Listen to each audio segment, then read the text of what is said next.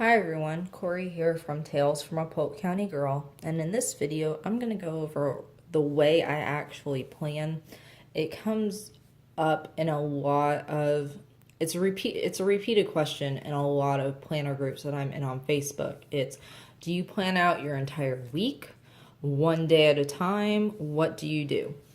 Personally, and this is only because of learning the hard way, and I was discussing this video with my husband right before I started filming it. I have to plan a day at a time, or more like the night before, and only plan a day at a time because I have done the thing where I have planned out, written, like highlighted in my work hours, filled in all my daily, all the stuff I want to get done at work and blah, blah, blah, blah. And then I'll forget something like, oh, hey, yeah, Friday, because that happened in November. I had, for some reason, forgot that we were taking Friday off to take our niece and nephew to Universal. So, and I had already written stuff in on Friday. So luckily I have the ability to just slap a Post-it over it and go, oops, because that's what those Post-its mean. What I will do for my week, and I have not done this completely yet, is on the front, and let me flip to this past week for a visual. I stole this week's focus portion.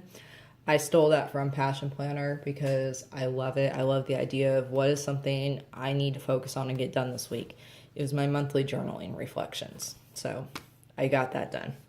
And then I do my color-coded lists of what stuff I want to get done around the house, for my writing, for my knitting, for outside of the house. Yes, they are two different colors for a reason. Any work stuff, and then anything else that comes up at the bottom. That is usually how the beginning of the week goes for me. Let me flip back. Right now I haven't done that yet, simply because I'm not through. We're only halfway through Sunday, and I'm not ready to make that list yet. It all depends on all the stuff I get done today. It really does. Sunday really is my catch-up day. It truly is. But what I have done so far, and I mainly got my butt on top of it to get it done for this video, is I've gone ahead and sketched out Monday. And with the way things have changed at work, I know better than to plan anything in the afternoon, because I will find out something, or something will come up during my morning shift, and I'll have to postpone doing it until after lunch. So with some of the changes at work, I'm not only doing my duties, but some additional duties of a coworker who has recently retired. So until everything gets sorted out and I get more into a groove, this is how I'm doing things. I do know I am planning on going to the gym tomorrow night, so I wrote that in. Yes, I do write travel times in, because while I wouldn't say I am a no white space person, if I see a time slot that doesn't have like a little arrow, here, let me fold this back and bring it a little closer so you can see it. If I don't have like an arrow or something, and I just have a blank slot, I'm going to write something to do in there, regardless of whether or not I have the time to do it. So I will have probably about 45 minutes from the time I get home to the time I need to leave, because these are just rough estimates. But I write it in there so I don't think, oh, I can clean the kitchen, throw in a load of laundry, and, oh, I don't know, knit half a dishcloth in 45 minutes, because that ain't happening. But if I write it down there, I'm going to want to get it done, in addition to travel time. So, and then I left this space blank because we don't know what we're having for dinner yet. And I do tend to write that in. Let me flip back to the last week. Once we figure out what we're going to be making for dinner. And then usually about 8 o'clock, I've kind of sort of left that blank for like TV time or any overflow. And that'll come into that. I have also gone ahead and written in my weekly self-care list, which, you know, it's taking my vitamins at breakfast, lunch, and dinner. I stretch in the morning and in the evening, ideally. Same with exercise. I have a simple floor exercise routine like push-ups and crunches, you know, stuff to get the blood moving. I have some stomach stuff I have to take that I need to make sure I take on a regular basis. I need to remember to water my plants. I live in Florida. It gets hot here. It's rather cool this week. It's only in the 50s, high 60s outside right now, so they should be okay, but the days where it is in the 80s and the 90s every day, which those are glorious days. It really is. I need to water my plants more often or they will die. And then more self-care, knitting. It's part of my self-care routine in addition to being a side hustle. Same with writing. If you watch any of my goals videos, you know writing and publishing is very important to me. Journaling, again, self-care. I need to do it more often. I've gotten off the bandwagon of writing my 3 daily positive occurrences every day. So I need to get back into that and trying to do some reading.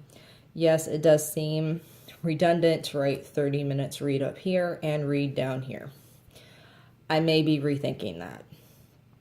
I'm also considering getting because this is 4.5 inches by 2 inches, going and getting one of those lovely Avery labels and doing a label task list that I can just slap down here with a sticker.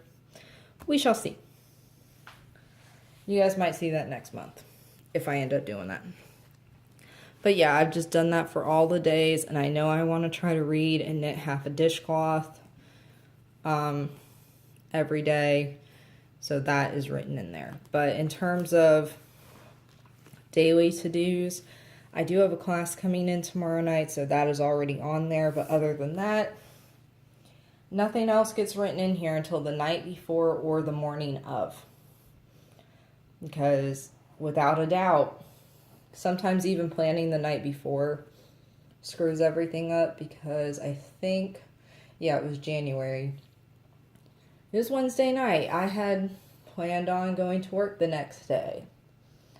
And then in the morning, my husband made the point of, hey, we've got some repair guys coming, and yeah, they're only doing something on the outside of the house. But what if they need to get to the inside of the house? Somebody should probably be home.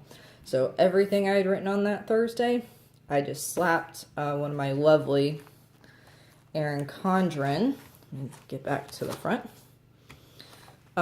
Post-its over it. And those Post-its do fit these columns, and that is wonderful.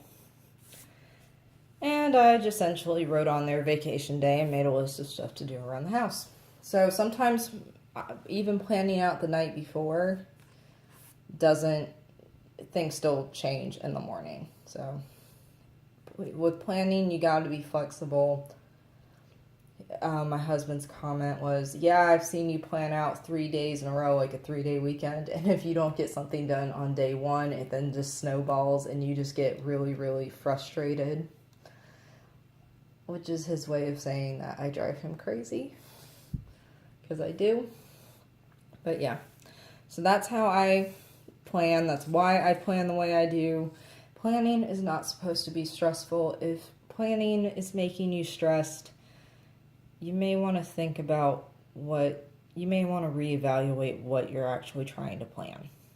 Because planning is supposed to help you not be stressed. Oh, and then if you're familiar with the Franklin Covey pages, you know the back has a blank sheet as well, and I use that for my weekend list. Like this is this weekend's list. I'm working on stuff slowly. So yeah. This, we'll get to this in another video. I was experimenting. I'll explain later. So yeah, if you have any questions, this is what a blank week looks like for me. Back. I can't turn things one-handed today, apparently. If you have any questions, please leave them down below. And I will talk to you guys later. Bye.